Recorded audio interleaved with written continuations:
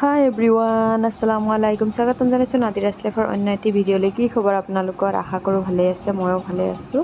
আজি মই আপোনালোকক বনাই দেখুৱাম ভাপত দিয়া টেকেলি পিঠা।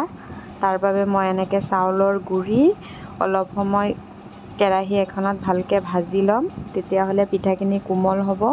চাউলৰ গুড়ি কৰাটো আৰু মই দেখুওৱা নাই, সকলোৱে চাউলৰ গুড়ি বনাব জানে আজিকালি। ইয়াতে দি দিছোঁ সোৱাদ অনুসৰি নিমখ।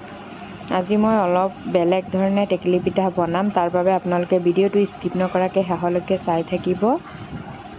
আগতে কেটলিৰ মুখত বা বাটিত তেনেকৈ বনাইছিলে, আজিকালি কিন্তু চাকৰিৰ নিচিনা কিছুমান বস্তু ওলাইছে, সেইবিলাকতো বনাব পাৰি। সেইবিলাকো আছে, কিন্তু তেনেকৈ নবনাওঁ, মই মোৰ ষ্টাইলত বনাম সহজ পদ্ধতিত। ইয়াতে মই অলপ অলপ পানী দি গোটেই গুড়িখিনি হাতেৰে সানি লৈছোঁ।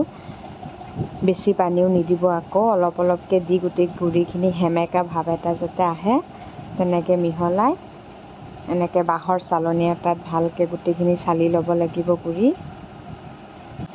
টেকেলি পিঠা সকলোৱে বনাব জানে, কিন্তু সকলোৰে বনোৱাৰ পদ্ধতিবোৰ বেলেগ বেলেগ। মই মোৰ ষ্টাইলত একদম সহজ পদ্ধতিত আপোনালোকক দেখুৱাম।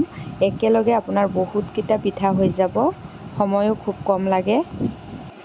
আপোনালোকৰ যদি মোৰ ভিডিঅ'টো চাই ভাল লাগে তেন্তে প্লিজ ইউটিউবত ছাবস্ক্ৰাইব কৰিব আৰু ফেচবুকত ফ'ল' কৰি দিব, আৰু ভিডিঅ'বোৰ যিমান পাৰে শ্বেয়াৰ কৰিব। এয়া চাওক, মোৰ গুড়িখিনি চালি লোৱা হৈ গ'ল। এনেকৈ বাঁহৰ চালনীত চালি ল'লে পিঠাখিনি খুব ধুনীয়া হয়, কোমল হ'ব। আপোনালোকে এটা কথা মন কৰিব, ইয়াত বেছিকৈ পানী দি দিলে কিন্তু গুড়িখিনি গোটা গোটা হৈ যাব পাৰে। আৰু এইফালে মই ডেক্সিত পানী বহাই দিছোঁ। আপোনালোকে চাগে ভাবি আছে পানীত কেনেকৈ ভাপত দিয়া পিঠা বনাব, নহয় জানো? মোৰ গুড়িখিনি কিন্তু বিৰাট ধুনীয়া হৈছে চালি লোৱা, গুটি গুটি হোৱা নাই। আৰু এইফালে মই ৰুকি লোৱা নাৰিকল গোটেইখিনি গুড়িৰ লগত মিহলাই দিছোঁ। চেনি নিদিওঁ, আপোনালোকে যদি চেনি দিয়ে চেনি দিব পাৰে। চাহৰ লগত খাম, চেনি নিদিওঁ, বেছি মিঠা বেয়া পাওঁ। অকল নাৰিকলে মিহলাই লৈছোঁ। তাৰপিছত এনেকুৱা এটা ষ্টীলৰ চামুচত এনেকৈ ভৰাই দিছোঁ। লাহে লাহে এনেকৈ অলপ অলপ হেঁচিব, বেছি হেঁচি নিদিব, তেতিয়াহ'লে পিঠাখিনি ভাল নহ'ব। মই খালি জাষ্ট শ্বেপটো হ'বৰ কাৰণে অলপ অলপ দিছোঁ। তাৰপিছত মই ডেক্সিত এনেকুৱা এটা কটন কাপোৰ তিয়াই বান্ধি লৈছিলোঁ, আৰু এনেকৈয়ে গোটেই পিঠাখিনি এটা এটাকৈ দি গৈছিলোঁ। মই প্ৰথমতেও কেইটামান বনাইছিলোঁ, সেইখিনি ভিডিঅ' কৰা নহ'ল, সেইবাবে কাপোৰত এনেকৈ অলপ অলপ লাগি আছে। এয়া চাওক, গোটেইকেইটা 6টামান পিঠা একেলগে দি দিছোঁ।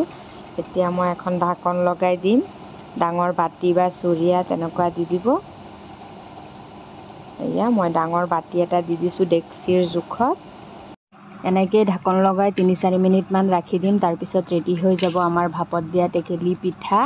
এয়া চাওক, ৰেডি হৈ গ'ল। খুব কম সময়ত সহজ পদ্ধতিত হৈ যায়, আপোনালোকেও এনেকৈ বনাব। Bye bye, Allah Hafiz.